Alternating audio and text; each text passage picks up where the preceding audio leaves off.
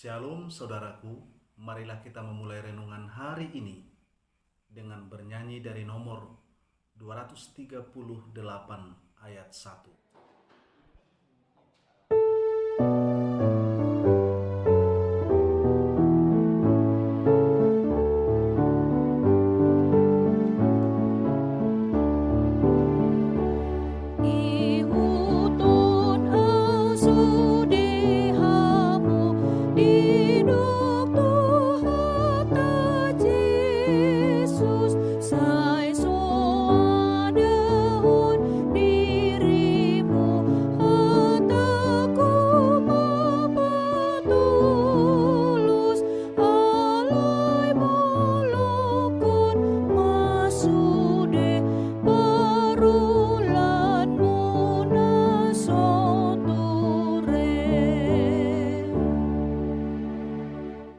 Marilah kita berdoa.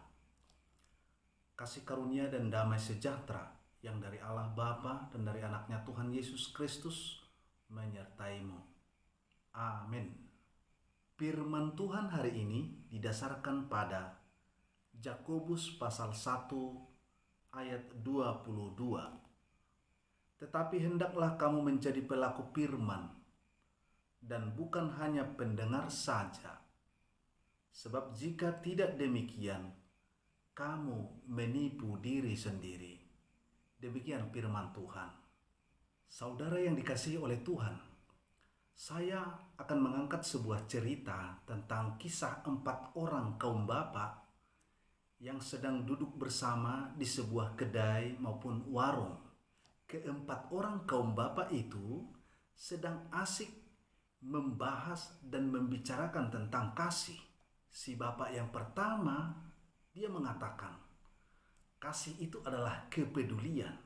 Si bapak yang kedua mengatakan, kasih itu adalah perbuatan yang terpuji. Si bapak yang ketiga mengatakan, kasih itu menjangkau siapapun.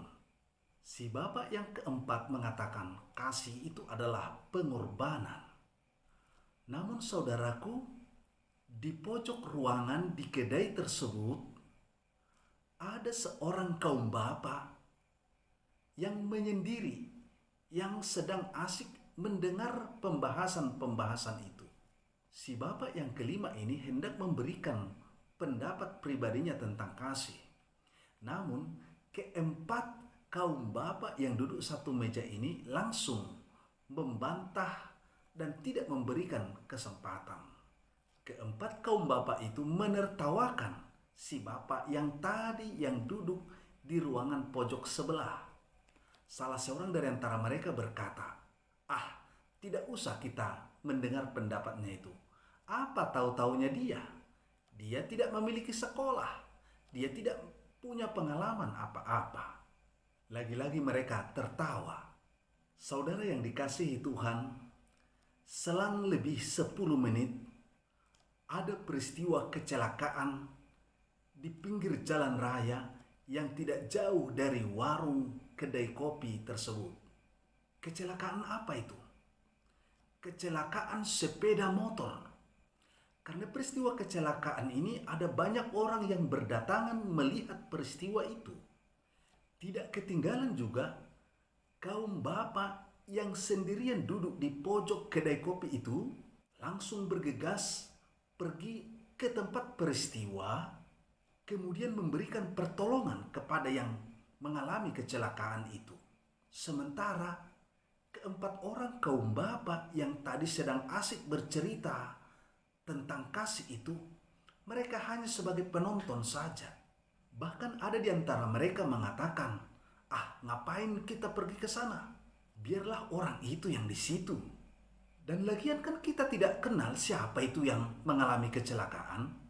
Dan lagi-lagi salah seorang dari antara mereka juga mengatakan, tidak usah kita pergi ke sana. Nanti pihak kepolisian datang karena kita ada di situ, kita terlibat lagi di dalam perkara itu. Bisa-bisa nanti kita dijadikan menjadi saksi peristiwa. Akhirnya mereka berempat tidak jadi melihat, bahkan tidak melakukan apa-apa. Saudara yang dikasihi oleh Tuhan, Ada banyak manusia yang pintar secara teori, namun secara praktek dia tidak pernah melakukannya. Di dalam kehidupan bergereja juga ditemukan ada banyak orang Kristen yang pintar berkata-kata menyampaikan firman Tuhan secara teori, bahkan ia mampu menjelaskan dan menjabarkan isi dan makna firman Tuhan itu. Namun dalam pelaksanaannya dia nol.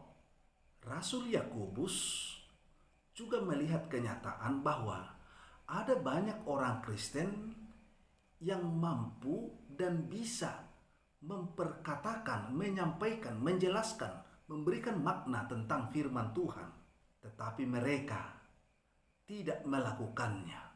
Saudara yang dikasihi oleh Tuhan, kekristenan itu bukan hanya teori. Kekristenan itu adalah perilaku. Kekristenan itu adalah perbuatan.